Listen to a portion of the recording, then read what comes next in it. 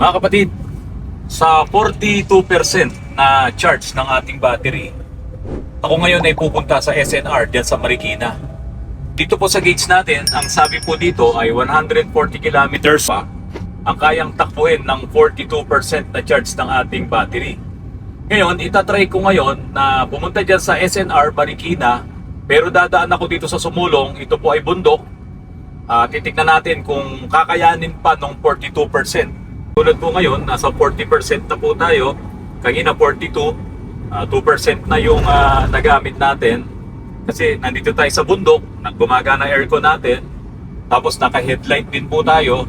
Pero ang ipapakita ko po sa inyo, sa mga electric vehicles, mayroon pong regenerative braking system. Tulad yan, nasa green yung ating bar. So ibig sabihin, nagre-regenerate po yan. No, kumakarga yung baterya natin. Hindi naman ganun kalakas yung karga niya, pero at least kahit paano, nagkakarga siya. So once na apakan ko ang accelerator, magiging white po yung ating bar. Makikita nyo yan, magiging white siya. Ayan. Ganyan po, ayan. Nasa white na. Habang dinitin ko yung accelerator, dumadami yung bars po na yan. Ayan, naging 3 na. So ibig sabihin, madiin yung apa ko sa accelerator. Pero pag binitawan ko, pumupunta siya sa green, nagre-regenerate siya. So ngayon, isipin natin, nasa Baguio City na po tayo. Dahil dito po sa Antipolo, sa Sumulong, ayan, tulad ngayon, paakyat po tayo. Medyo mahaba-haba yung paakyat na to. Hanggang dyan sa makarating ako sa, sa Petron. Kaya ngayon, gamit na gamit ngayon yung charge ng battery. So kanina, 41%, ngayon naging 40 na po. 2% na yung nagamit natin. Tingnan natin kung mabilis ba na ma-discharge yung battery dahil umaapak tayo ng madiin sa ating accelerator. So makikita niyo po ito, paakyat po tayo. Assume nyo na nasa Baguio City tayo, no? Ito paakyat, medyo mahaba ito hanggang sa malampasan ko yung Petron. Tapos syempre, city driving, no? Medyo traffic din. Paakyat to, kaya naka 3 bars yung ating yung bar natin, no? 3 bars yan. Pag idinin ko pa na todo, nagiging red yan eh. Ibig sabihin, mas matindi na yung yung apa ko sa accelerator. So ito na yung sinasabi ko sa inyo, pag nakarating ng Petron, yan, pababa na po ulit ito. So yung pagbaba ko ngayon, ito na, nasa puti yung bar natin. Yung pagbaba ko ngayon, ito po, bibitawan ko yung accelerator, puro pababa ito, yan na, bitawan ko sa accelerator, nasa green na po yan. At nakaalalay na yung paa ko sa preno, kasi nga po, pinakakarga natin, no? Ito yung regenerative braking system. Kumbaga sa mga internal combustion engine, naka-ano na ako dito, naka-engine brake. Hindi ko inaapakan yung accelerator, yan, naka-green po yan. Ibig sabihin, kumakarga po yan. Kaya nakagandaan sa mga electric vehicle. Unlike sa mga internal combustion engine, wala, kahit na mag-engine brake ka, umuubos ka pa rin ng gasolina. Dito, packet na naman to. Yan. Pagkatapos ng akyatin na to, puro pababa na po yan hanggang makarating na po ako sa Masinag. Sasamantalahin ko na itong pababa na to para mag-regenerate siya. 39% pa rin po tayo, hindi siya nababawasan. Assuming na naka-aircon, naka-headlight po ako, hindi nababawasan yung karga natin. Ang tipid nito mga kapatid. Kaya kung ako sa inyo, kung meron kayong plano, may bala kayo na bumili ng pangalawang sasakyan or dagdag na sasakyan nyo, i-consider nyo po ang electric vehicle. I-consider nyo na rin yung mura lang na electric vehicle na pwede mong i-set up kahit na anong gusto mong gawin, magagawa mo. Ito nga po, yung Moretti. Hanggang ngayon, 39% pa rin ha. Mahaba-haba na po yung nabiyahe natin. Hindi nababawasan yung charge ng ating battery. Pagdating doon sa gawin doon, ano bang mall yan, ma? Ng Centro Mall. Centro Mall, yan. Sa Centro Mall, medyo patag na kasi dyan. Kaya malamang, dyan na ako aapak sa aking accelerator. So malapit na tayo sa Masinag. Tignan natin pagdating sa Masinag kung ilang porsyento pa ang mababawas. Mga kapatid, 38% pa rin po tayo. Nandito na tayo sa Masinag. Ito po kasing electric vehicle po na Moretti. Hindi ko pa napalitan to ng headlight. Yung bulb nito ay halogen pa. Kaya kung ito ay mapapalitan ko ng LED na headlight, malaking kabawasan din po yun sa konsumo. Ayan, gumagana yung aircon. Dinig nyo yung ingay nung fan. At naka-headlight po tayo, Okay? So, kaya po, dagdag konsumo po yan. Kaya kung halimbawa, magpaplano kayo, pupunta kayo sa Baguio City, malamig naman yan, huwag ka na mag-aircon. Bawas po yun sa konsumo ng charge ng ating battery.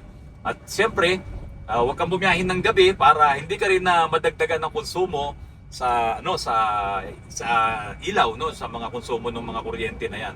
Mga kapatid, nandito na po tayo sa traffic light. Ayun na po yung SNR, membership shopping. Tapos itong Nissan po na to. Ito po ay dating Kia na ang nagmamay-ari yung pinsan ko, si Kuya Narsing de la Merced. Itinigil siya ng Delta Motors noon na ang binebenta nila ay Kia. Ngayon ay nasa 37% po yung charge ng ating battery.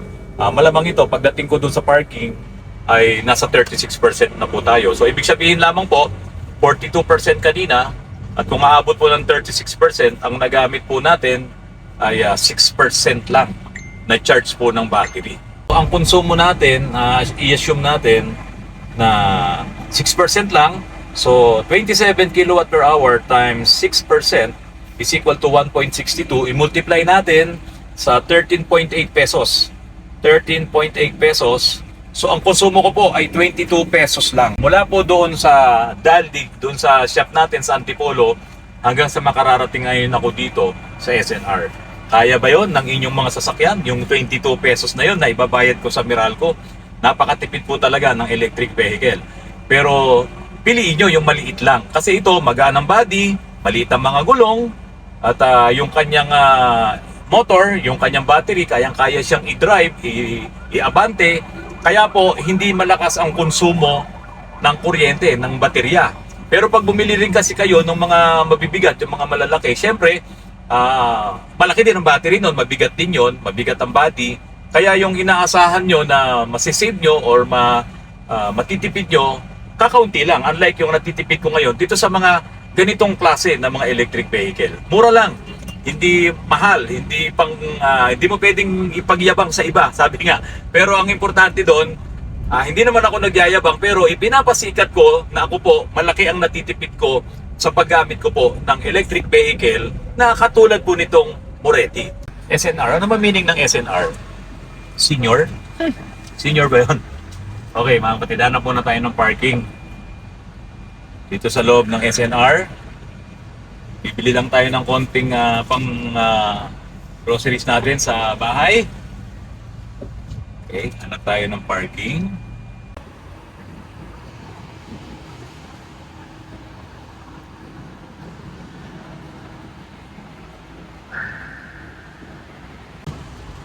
Okay mga kapatid, tama po ako. 36% po yung nagamit natin. Ngayon po, nakapark na po ako dito sa parking ng SNR. So 32.6 kilometers yung natakbo natin mula kanina umaga. 36% ang natira. Pero maganda rito, nakalagay yun. Pwede pa akong tumakbo ng 122 kilometers mga kapatid. Malayo pa yan, makakauwi pa itong 36% na to ng Bulacan. Kaya hindi na ako natatakot ngayon na makauwi doon sa aming bahay sa Cainta. Kasi may natitira pa akong 122 kilometers sa pwede kong takbuhin. Pero siyempre, huwag yung sasagarin. Mga kapatid, pagdating ng 20% hanggat maaari, fully charge nyo na ang inyong mga battery. Hindi rin po maganda na sinasagad po natin na ma-discharge po ang ating battery. Yan. Good evening. Ano ba bibili natin dito? Wala, no? Wala bibili natin. Ang laki po nitong SNR, oh. Ang masarap kasi dito, mga kapatid, yung kanilang steak. Mura kasi ang steak dito.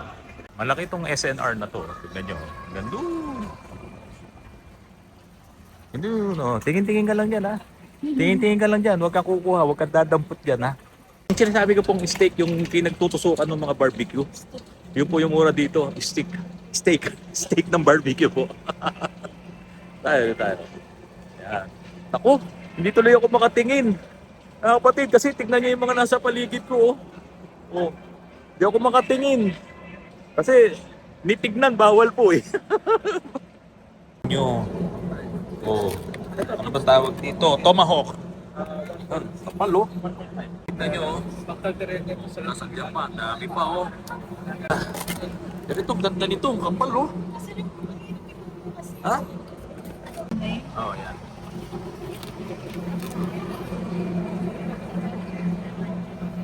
Tenderloin, tapos rib eye steak, tapos itong tomahawk. Mga kapatid, meron kasi kaming pagbabantay sa Wednesday, yung purok namin. Yung talagang target po namin na mabili dito mga kapatid, yung panggoto. Kailangan namin bumili ng panggoto. So ito po yung laman loob. Beef tendon. Paminsan-minsan lang kaming pumunta dito.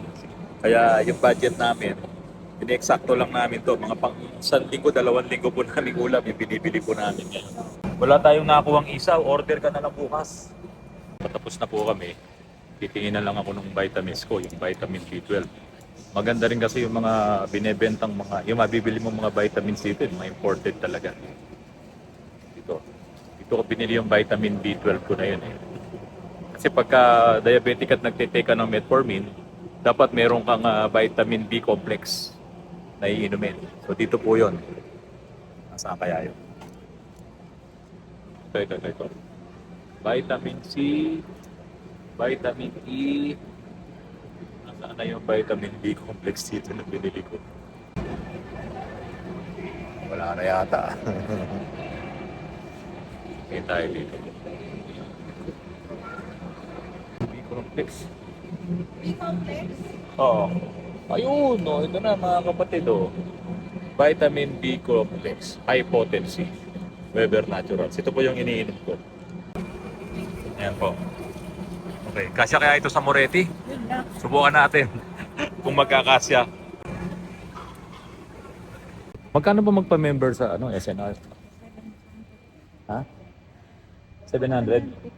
750? Dito kasi sa SNR, pag wala ka ng card talaga, hindi ka makakapasok dito, hindi ka makakapamili. Medyo mura ng konti compared doon sa ibang mga supermarket. Yung mga makuha mo dito sa SNR. Tsaka karamihan po dito talaga, halos imported po yung mga mabibili nyo. Okay, sakay tayo sa elevator. Ayan. Bigat kasi. Okay lang naman yung pinamili namin mga kapatid. Baka akala nyo marami kami pinamili. Laki nitong elevator na to, parang sa morgue, no? Hanapin natin si Conserva. Dito tayo. Wala si Conserva. Dito tayo dalan kasi baka makagasgas tayo. Ayun, si Conserva. Tara, date niya lang, oh. Dito natin sa likod, isakay. Dito. Tingnan natin kung magkakasya po yung mga pinamili natin. Ayan. Okay, susi. Yun. May laman yan eh. Ayusin na lang natin. Yan. Tumba natin. Yan. Okay. Buhat.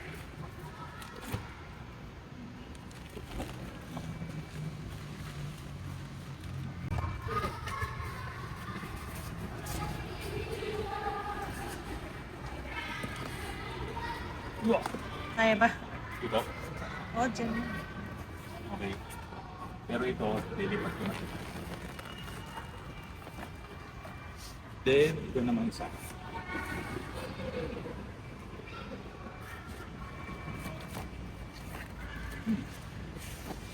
Kasya. Maluwag pa nga eh. Maluwag pa. Okay. Dito. At sasara natin. Uwi na tayo sa bahay.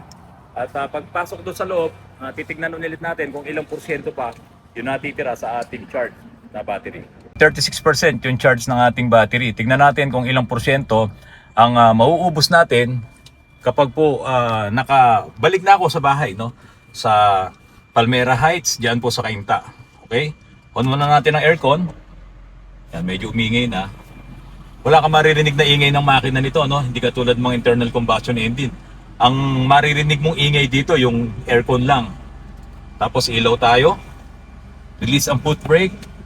Dapat nakaapa ka sa preno para pumunta siya sa drive. Okay, bante na po tayo. Anong oras na ba? 8:47. Hindi pa tayo dito sa kabilang side. Para hindi tayo umikot ng malayo. Kasi dito pag 9, hindi na sila nagpapadaan dito eh. So dito na tayo dadaan ngayon sa exit gate 2. Galing tayo ng SNR. Oh, nakalimutan ko mag-seatbelt. Seatbelt ko na. Seatbelt. Yan. Pauwi na tayo ng Cainta. Ngayon nasa Marikina tayo. Dadaan tayo ng Marcos Highway, magko-cross tayo, tapos Felix Avenue, and then Ortigas Extension, at yun na, mauwi na tayo sa Valley Golf, sa Palmera Heights dyan sa may Valley Golf. Bumaba na ng 34% yung charge ng battery natin. Nandito ako sa loob ng Santa Lucia Mall. Dito ako napadaan. Sobrang traffic pala dito.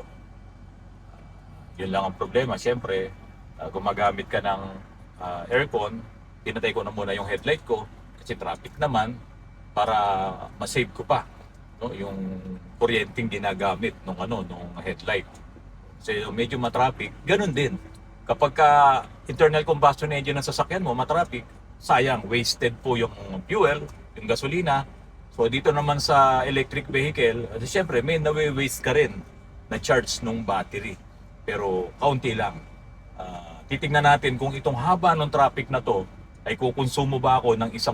So pag nakalampas ako sa traffic na to, titingnan ulit natin dahil nasa 34% na itong charge ng battery natin. Titingnan natin kung ilang porsyento ang mababawas sa ganitong katagal na traffic. Mga kapatid, 20 minutes na traffic, kumain ng 1% yung charge natin. 1% yung nakain niya. Kasi naman 20 minutes, no? Ito, pa-cross pa lang kami dito, hindi nagkakabigayan. Kaya matindi yung traffic. At palagay ko, kasi mayroong gasoline station dito, may Petron dito, malamang yun ang nagkokos ng traffic. Dahil mukhang mahaba na rin ang pila ng mga nagpapakarga dito. So, ganun pala ang mangyayari.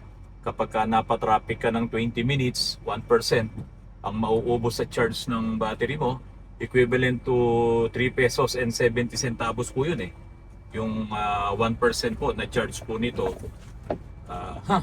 Kaya at least tansyado na natin mga kapatid na kapag na-traffic tayo ay dapat talagang hanggat maaari ay medyo malaki-laki yung karga ng ating baterya, yung naka-charge, para hindi rin naman tayo malagay sa alanganin.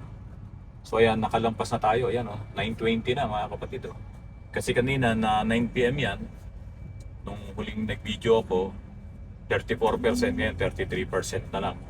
So, yun po ang importante. Kapag ka talagang naka-electric vehicle kayo, dapat kabisado nyo ang inyong sasakyan. Dahil malalagay kayo sa alanganin kapag ka yung pupuntahan nyo, napaka-traffic pala talaga. Tapos ang charge ng inyong battery, kakaunti na lang, delikado po talaga yon.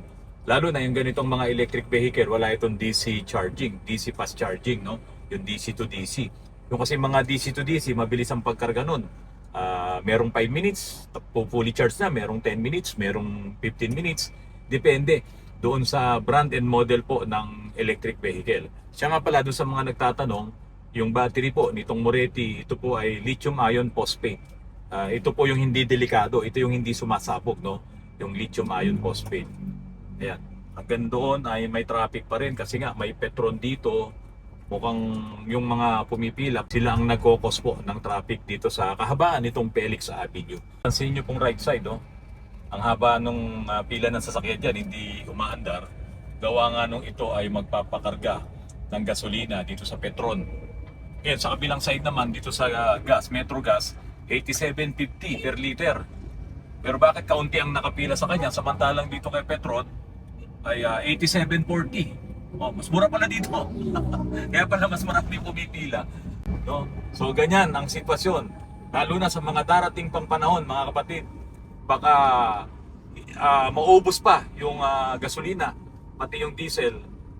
Kaya yun ang nakakakaba. No? Ayaw natin dumating yun dahil sunod-sunod na yan. Domino effect yan. Kapag ka naubusan ng gasolina at diesel, kaunti na lamang ang nakakapagpakarga. Ako, napakalaking epekto niyan sa kabuhayan natin, sa pamumuhay po natin.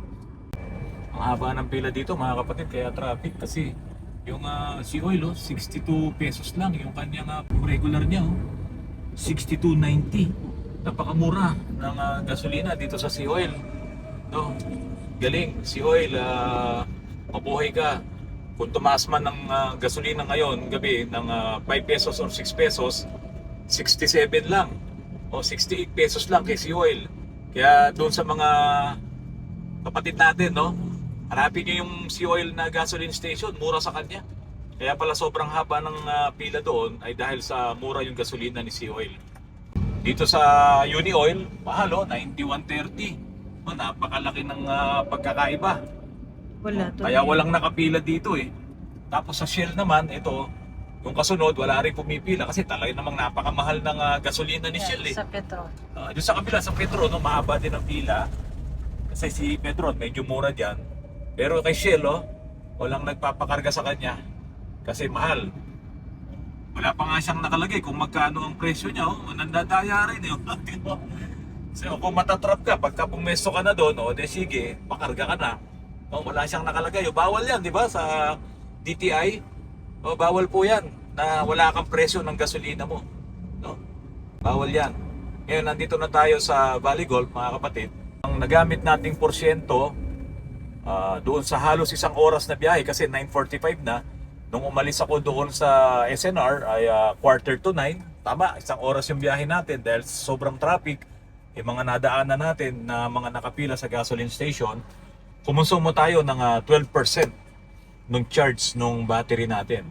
So 12% times 27 kilowatt per hour, 27.6 kilowatt per hour, 3.3, 112 times 13.8 pesos is equal to 45.70.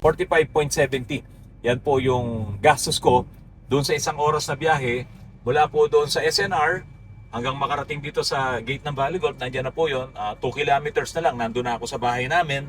So yun po, 45 pesos lang ang gastos po babayaran ko sa Meralco. Yun yung naubos natin na karga ng ating baterya. Kaya mga kapatid, napakalaking tipid po talaga. Hanggat may pagkakataon, kung meron kayong additional na pera na pambili ng electric vehicle, talaga pong makakakuha kayo ng savings dito sa electric vehicle. Kahit anong electric vehicle yan. Basta sabi ko nga sa inyo, yung mga maliliit, ganun ang magiging savings nyo. Sa mga malalaki, hindi ako sure kung dito sa 45 na to, 45 pesos na to, ay makukuha natin doon sa mga malalaking EV. Pero sa ganitong size na mga EV, itong mga Moretti, pati yung iba pang mga electric vehicle, BYD, Jetour, Vinfast, yung mga yan, basta ganitong kalalaki, makakakuha ka ng ganong savings. Mga kapatid, pare-parehas lamang po yan. Home base na po tayo. Mula po dun sa SNR hanggang dito sa bahay, ay gumamit po tayo ng 12%. Medyo matraffic lamang po talaga. At katulad nga nung nangyari din sa Santa Lucia Mall, halos 30 minutes po tayo dun sa traffic at kumonsumo tayo ng 1% nung karga ng ating baterya. So ngayon, kailangan ko na siyang punuin dahil 30% na lang ang natira doon sa charge po ni Moretti. So i-charge ko siya the whole night hanggang bukas ng umaga para po talagang punong-puno na ulit yung ating baterya. At ito na nga po yung charger. Yan, ito naman po ay automatic kapag puno na ay kusa na siyang mag-turn off. At ito na si Moretti, ayan, nakakabit na po yung charger natin. Isang magdamag na kargahan na naman to. Ano lang naman yon, mga 8 oras dahil ako naman ay maagang nagigising. Pagising ko bukas, kung hindi pa siya fully charged talaga, tatanggalin ko na rin naman. Maraming salamat mga kapatid sa patuloy na pagtakilik niyo po sa aking channel.